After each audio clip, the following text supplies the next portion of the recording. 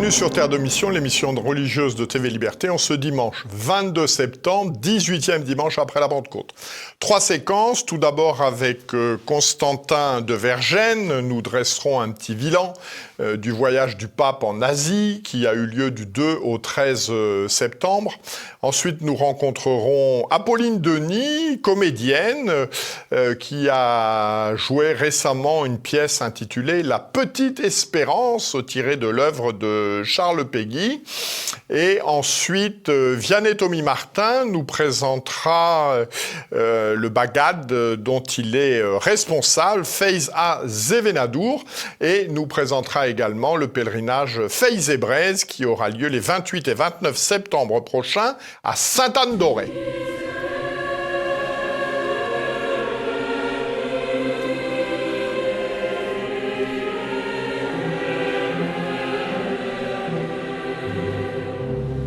Bonjour Constantin de Vergennes. Bonjour Jean-Pierre Maudande. Donc vous êtes journaliste à France Catholique et vous avez couvert le voyage du pape en Asie qui a eu lieu du 2 au 13 septembre.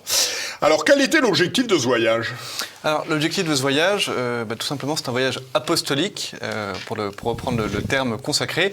Dès lors, ça veut dire que le pape François s'est rendu en Asie, dans ces pays catholiques, pour fortifier la foi des fidèles, pour également passer des messages politiques, notamment aux dirigeants.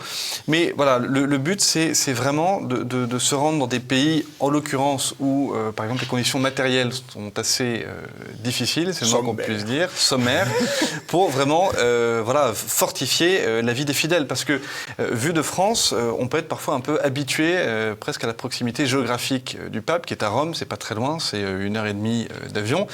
Il faut vraiment se dire que pour ces populations de l'autre bout du monde, quand on se place de leur point de vue, de notre point de vue plutôt, c'est vraiment un événement extraordinaire que le pape vienne. Et dès lors, ils écoutent ce que le pape a à leur dire, qui vient donc les fortifier dans leur foi et leur dire de tenir bon, en l'occurrence, dans les conditions matérielles si délicates. Alors, quelles ont été les étapes marquantes de ce voyage ? Alors, il y a eu quatre pays traversés, visités. Il y a eu l'Indonésie, Papouasie, Nouvelle-Guinée, le Timor oriental et enfin Singapour, avec à chaque fois des messages différents qui sont passés. Vraiment, les images qui ont été les plus marquantes, c'est évidemment, comme à chaque voyage apostolique, les messes qui sont faites devant des foules très importantes. On peut retenir par exemple la messe qui a eu lieu en Papouasie-Nouvelle-Guinée, non pas tant pour le monde présent, parce qu'il y avait 35 000 fidèles, alors ce qui est un chiffre impressionnant, mais finalement c'est un peu, on va dire, l'affluence moyenne dans ce type de messe lors des voyages apostoliques. Mais c'est surtout que les Papouasiens qui se sont rendus à la messe du pape, pour beaucoup, ont fait plusieurs jours de voyage, ont pris soit des avions, des bateaux, ont emprunté des routes de jungle pour vraiment aller voir le pape, et ça s'est d'ailleurs ressenti dans l'atmosphère très recueillie qu'il y avait sur place. Peut-être une autre image que les téléspectateurs ont sans doute vue, qui était cette messe au Timor oriental devant 600 000 personnes. Alors là, le chiffre est objectivement très impressionnant, mais il l'est peut-être encore plus quand on sait que la population totale, c'est 1 200 000. C'est-à-dire qu'il y avait un habitant sur deux qui était à la messe du pape. Voilà, alors d'autres images, c'est bien sûr la jeunesse de ces populations, la ferveur de ces populations. Et puis également, il faudra sans doute dire un mot des différents messages que le pape a adressés aussi bien aux populations locales qu'aux dirigeants. Et on peut, par exemple, retenir, parce que c'est un élément qui a pas tellement été rapporté par la presse francophone, c'est l'éloge de la natalité que le pape a fait en Indonésie au début de son voyage, voilà, constatant qu'il y avait que la moyenne d'enfants par femme indonésienne, c'est entre 3 et 5. Il a dit aux dirigeants indonésiens que c'était une très bonne nouvelle et qu'il fallait continuer à encourager les familles. Pareil au Timor oriental, où il a vraiment dit que c'était une formidable chose que les familles comptent de nombreux enfants. Et ce qui est intéressant, c'est que lié à ce sujet de la natalité, eh bien, le pape a lié le sujet de l'émigration en déplorant que la jeunesse du Timor oriental eh bien, quitte le pays, puisque le pape est souvent présenté comme un pape pro-migrant. Voilà, mais il ne faut pas oublier qu'il y a l'autre versant, eh bien, c'est cet éloge de l'enracinement et donc le fait de critiquer l'émigration comme un mal. Alors, que représentent, d'une part, les églises asiatiques dans l'Église universelle et d'autre part, le catholicisme en Asie ? Alors, les églises asiatiques, l'église en Asie représente une part croissante d'influence dans l'église romaine. Alors, on peut peut-être citer rapidement quelques chiffres, mais en termes de cardinaux, par exemple, c'est 33 cardinaux qui sont membres 33 cardinaux asiatiques qui sont membres du Sacré Collège, dont 21 électeurs sur un total de 123 cardinaux électeurs. Donc, les cardinaux électeurs, hein, c'est ceux qui peuvent, pour expliquer ça rapidement, qui peuvent devenir papes en cas de conclave. Donc, un nombre non négligeable. Pour ce qui est des Asiatiques, ils représentent 11% de la part totale des catholiques dans le monde, avec bien sûr une réalité très différente selon les pays. Ils sont globalement, si on prend l'ensemble des pays, ils sont minoritaires, mais dans certains pays, les catholiques sont majoritaires. On peut penser par exemple aux Philippines, où là ils sont 80%. Et bien sûr, donc le Timor oriental qu'a visité le pape, là ils sont 98% de la population est catholique.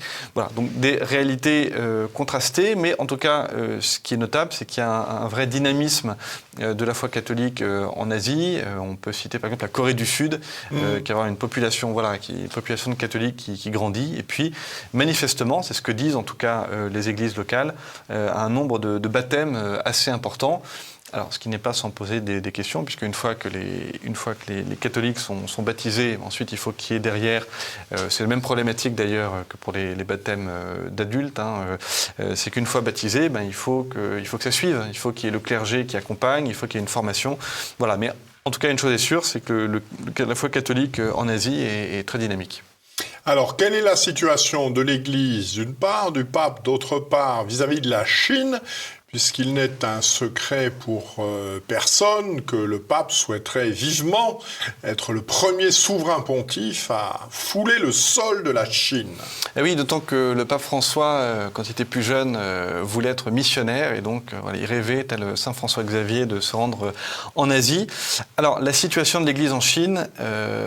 difficile à résumer, mais il faut dire que c'est complexe. Oui, pour expliquer rapidement la situation aux téléspectateurs, en gros, il y a en Chine l'église dite souterraine, c'est-à-dire l'église qui est fidèle au pape, qui est fidèle à Rome, et puis à côté de ça, les églises dites officielles, les églises patriotiques qui ont été créées, qui sont encadrées et qui jurent fidélité au Parti communiste chinois. Alors évidemment, la situation devenait intenable, puisqu'il y a d'un côté des évêques nommés par Rome qui n'étaient pas reconnus par Pékin, et de l'autre des évêques nommés par Pékin qui n'étaient pas reconnus par Rome. C'est la raison pour laquelle le Vatican a passé en 2018 un accord secret, qui maintenant ne l'est plus, qui a été renouvelé en 2022, où Pékin propose des noms d'évêques à Rome, et c'est Rome qui est censé théoriquement avoir le dernier mot. Et je dis bien théoriquement, parce que dans les faits, on s'aperçoit que Pékin essaye globalement de plus ou moins tordre le bras de Rome, avec il ne respecte pas forcément la part de marché, la part du marché. Par exemple, l'évêque de Shanghai, Pékin l'a nommé sans vraiment demander son avis à Rome, et puis Rome a été obligé d'entériner cette décision. En plus, sur le terrain, les remontées d'informations qu'il y a, et qu'il est très compliqué d'être catholique en Chine, et puis encore plus quand on est catholique membre de l'église souterraine, avec des persécutions assez intenses. Il y a plusieurs années, il y avait toute une campagne de démontage de croix sur les édifices catholiques. Récemment, il y a eu l'interdiction d'applications sur téléphone pour pouvoir lire la Bible, et puis surtout, il y a un climat de délation qui est très fort, avec également des cas d'enlèvement d'ecclésiastiques. Donc on voit bien qu'il y a du côté de Rome une politique de la main tendue envers Pékin, Et du côté de Pékin, on voit bien que le Parti communiste chinois n'est pas prêt de relâcher son emprise sur l'Église romaine. Avec une partie du clergé, je pense en particulier au cardinal Zen, cardinal archevêque de Hong Kong, très opposé à ces accords. Et oui, qui avait mis en garde, qui, dès que la nouvelle de l'accord avait été connue, eh bien avait mis en garde en expliquant que ce que Pékin essayait de faire, ce n'était pas du tout de rentrer dans un climat de bonne entente avec Rome, mais c'était vraiment un moyen de récupérer l'Église et de siniser, c'est-à-dire de rendre aux Chinois ce qu'il y avait d'encore romain chez les catholiques de Chine. Merci beaucoup de ces explications. Merci Jean-Pierre. Merci beaucoup.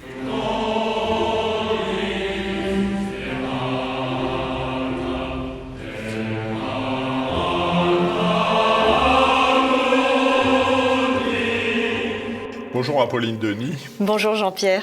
Donc nous avons fait connaissance cet été, puisque dans le cadre de l'Université d'été de Renaissance catholique, vous nous avez fait le plaisir et l'honneur d'une représentation de la Petite Espérance. Absolument. Alors, pouvez-vous nous présenter ce spectacle? De quoi s'agit-il? Eh bien, absolument. Donc la Petite Espérance, c'est une pièce de théâtre qui est en fait une adaptation d'un texte de Charles Péguy qui s'appelle « Le porche du mystère de la deuxième vertu ». Voilà, et en fait, moi, j'ai découvert ce spectacle, enfin, j'ai découvert ce texte d'origine il y a à peu près une dizaine d'années. On m'a invité à l'Espace Bernanos à Paris pour dire un court passage du porche du mystère de la deuxième vertu. Et en disant ce court passage à voix haute, tout d'un coup, je me suis rendu compte que ce texte, eh bien, il méritait d'être entendu. Et donc, comme je suis comédienne, je me suis attelée à l'adaptation de ce texte, qui n'était pas une mince affaire, parce qu'en fait, c'est très long.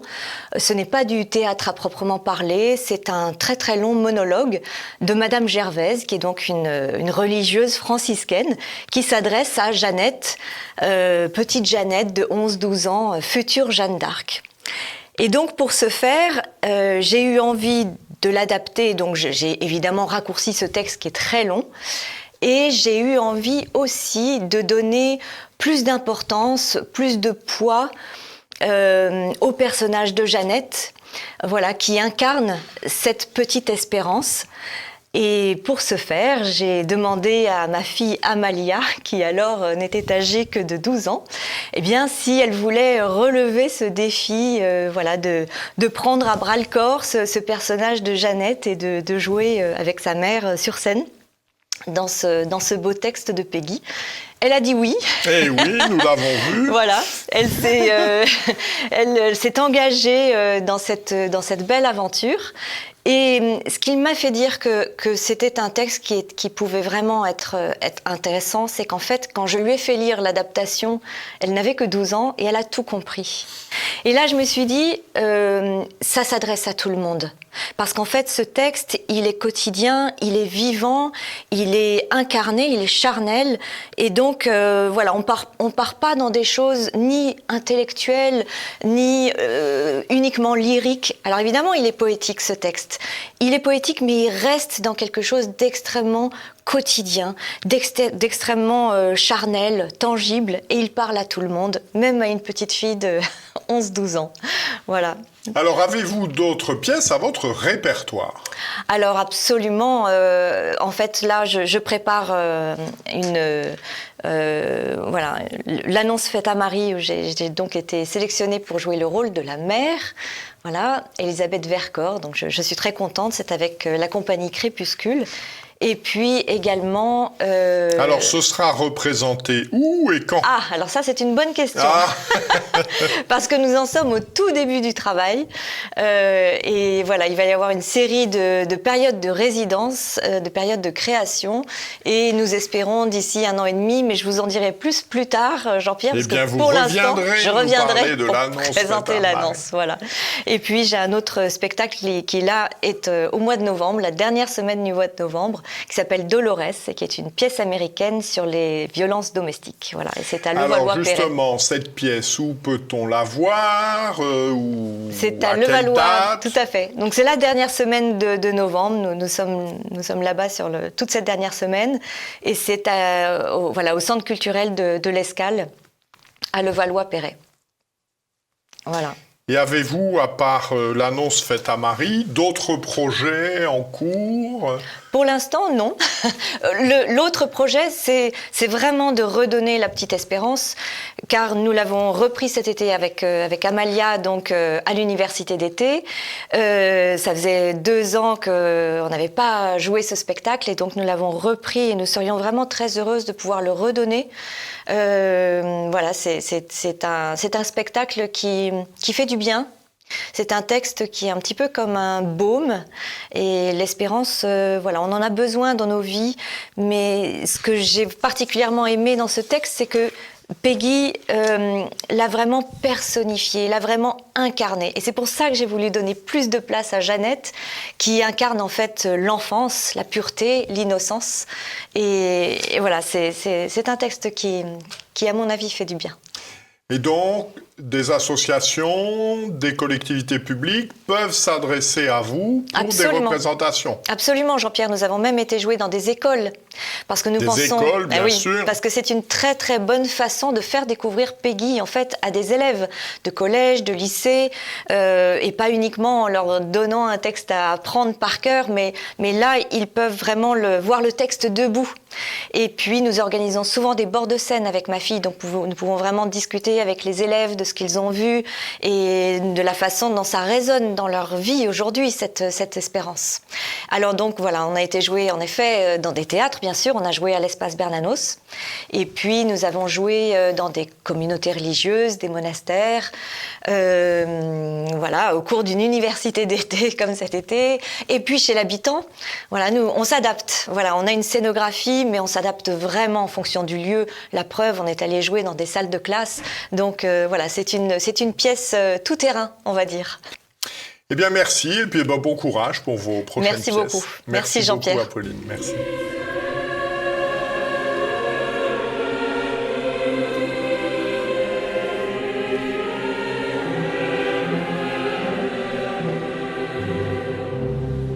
Bonjour Vianney Thomy-Martin. Démat Jean-Pierre, bonjour en breton. Donc vous êtes responsable du réseau de sonneurs catholiques Faith à Zévenadour. Alors, qu'est-ce qu'un réseau de sonneurs catholiques? Est-ce la même chose qu'un bagad? Alors, foi et culture, en fait, Faith à Zévenadour, nous sommes un réseau partout en France de musiciens, des familles, des amis, principalement dans la région ouest de la France, du fait de la culture bretonne, bien évidemment. Et nous nous retrouvons une fois par an pour former un bagad, donc une formation orchestrale de tous les sonneurs à un même endroit. Cornemuse, bombarde et caisse, percussion, en fait, un ensemble orchestral. Voilà. Alors, quels sont vos objectifs et quel est votre répertoire? Alors nos objectifs, c'est d'animer des mariages, des pèlerinages, des célébrations partout en France, là où on nous le demande, dans un esprit chrétien, bien évidemment. Et notre rôle aussi, une fois par an, maintenant nous avons un grand rendez-vous qui est le pèlerinage Faith et Braise à Sainte-Anne-d'Auray. Au lieu de pèlerinage, puisque le pape est venu en pèlerinage à Sainte-Anne-d'Auray. Et puis c'est le lieu pour la Bretagne. Exactement, un lieu d'enracinement breton, bien sûr. Il y a des cantiques en breton, des chants en breton, des bannières, des saints. Et un point particulier qu'on peut préciser, c'est que les familles sont mises à l'honneur. C'est un pèlerinage qui est familial. Alors, vous venez de le dire, vous participerez donc au prochain pèlerinage Faith et Braise qui aura lieu les 28 et 29 septembre prochains, donc à Sainte-Anne-d'Auray. Alors, quel est l'historique de ce pèlerinage? Quels en sont les objectifs? Alors l'historique, on peut dire que le pèlerinage a été initié par des familles en 2018. Il a progressé du fait de son enracinement et de son côté apostolique, enracinement breton avec des chants, des cantiques. Voilà. Et aujourd'hui, donc, chaque année a été marquée par une progression. Donc, les gens sont intéressés par la beauté d'un pèlerinage qui est enraciné dans la foi bretonne. Et aujourd'hui, on peut dire qu'on a aux alentours de un peu plus de 1200 inscrits à l'heure qu'il est, ce qui va constituer effectivement un pèlerinage important en Bretagne. Voilà. Et le rôle du bagad, lui, est d'accompagner musicalement, telle la culture bretonne, le pèlerinage, donc avec des sonneurs isolés durant toute la durée du pèlerinage, à la veillée du samedi soir pour l'animation, les enfants, les pèlerins, et ensuite à l'arrivée au parvis de la basilique, un bagad constitué. Le thème de cette année est Marie, mère de la foi. Comment se décline ce thème dans les 2 journées ? Alors le thème Marie, mère de la foi, donc, va se décliner dans les méditations tout au long du pèlerinage, samedi et dimanche, ainsi qu'une vénération à la Sainte Vierge, bien sûr. Et le pèlerinage va accompagner donc les pèlerins avec les familles dans un esprit pédagogique. Tout sera expliqué dans un livret de pèlerins qui sera donné à chaque pèlerin à son inscription. Voilà. Alors concrètement, ça part d'où? Ça arrive où? Il y a combien de kilomètres? Comment se passe la nuit? Des choses un petit peu concrètes. Voilà, alors on démarre de Languidic. C'est où ça, Languidic? Une messe d'envoi. Tout le monde n'est pas obligé de savoir où est Languidic. En Bretagne, dans le Morbihan, je ne saurais pas vous dire précisément. Google Maps fait des merveilles, mais voilà, tout est expliqué sur le site de Fay-Zébrez, Languidic, donc jusqu'à Bieusy-l'Envaux, lieu de stationnement et de la grande veillée le soir. Et puis ensuite, du dimanche, en fait, on repart vers Sainte-Anne-d'Aurès, qui doit représenter 45 km sur les 2 jours. Donc c'est accessible, en fait, un pèlerinage accessible aux familles, aux poussettes, aux enfants. On peut dire qu'il y a quand même une population très jeune, puisque je crois que beaucoup d'inscrits ont en dessous de 25 ans. Ce qui se reflète un peu dans la population du Bagad, qui a, lui, moins de 25 ans en moyenne d'âge.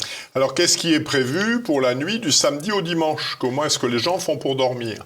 Alors vous pouvez installer vos tentes, bien sûr il y a une grande prairie, voilà, vous pourrez... Et vous fournissez pas les tentes, c'est pas comme à la Pentecôte. Ah non, en principe, non, chacun vient avec sa tente. Tout est expliqué sur le site au niveau des informations pratiques. N'hésitez pas à les consulter, bien sûr. Il y aura une grande animation, une veillée, durant laquelle il y aura des chants en breton, des cantiques en breton, des jeux pour les enfants. C'est extrêmement passionnant, avec des gens costumés et deux feux de veillée. Voilà. Et ensuite, le pèlerinage se poursuit le lendemain. Alors, je crois qu'il y a une soupe aussi délivrée pour les gens, pour se restaurer, se reposer. Alors, voilà. Par qui est assuré l'accompagnement spirituel? Qui célèbre la messe d'arrivée? Alors, je n'ai pas toutes les informations à ces questions. On vous invite à les suivre sur le site de Fay-Zébrez. Je m'occupe précisément de la partie du Bagad, donc nous serons présents à Sévénadur sur ce point-là. Alors, comment vous rejoindre? Comment s'inscrire? Alors nous rejoindre, vous allez consulter donc le site de Fay-Zébrez. Il y a un onglet Bagad, vous pouvez vous inscrire, nous envoyer un message, nous allons vous communiquer donc les partitions, le répertoire, les entraînements à effectuer, les codes de fonctionnement d'un Bagad. La majorité des musiciens savent déjà jouer en Bagad. Ceux qui n'ont pas encore pratiqué, ce sera la première fois, une grande première pour le pèlerinage. Et alors vous êtes combien à ce Bagad? On peut espérer avoir combien de personnes dans le Bagad à l'arrivée? L'an dernier, vous étiez combien? Est-ce que vous anticipez une progression? Alors l'année dernière, nous étions 60. Cette année, on sera certainement un peu plus nombreux, à 5 ou 10% près. Bon, les impératifs des agendas de chacun. Il y a aussi l'éloignement. Je pense qu'on sera un peu plus de 60, raisonnablement. Après ça, on court pas après les chiffres. C'est plutôt l'esprit de famille, la fraternité, le plaisir et surtout l'accueil donc de musiciens débutants, en fait, principalement, entourés de musiciens plus confirmés. Eh bien, merci beaucoup. Et puis donc, nous vous souhaitons un bon pèlerinage les 28 et 29 septembre prochains. Merci beaucoup, Jean-Pierre. Merci beaucoup.